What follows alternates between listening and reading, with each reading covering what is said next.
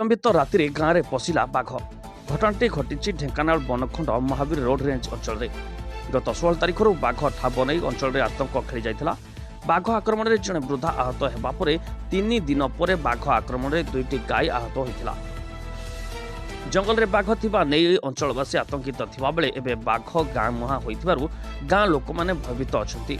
गतकाली विलंबित राति घागरामुंडा गाँव में जड़े व्यक्ति सीसीटीवी कैमेरा बाघ जाउथिबा फुटेज जना पड़ी।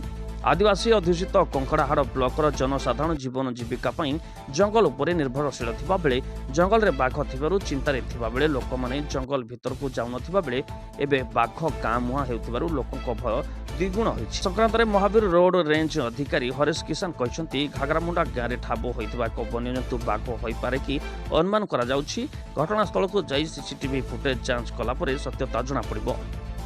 लोक मैंने भयभीत न हेबा पई डाकबाजी यंत्र द्वारा सचेतन करा जाउछि।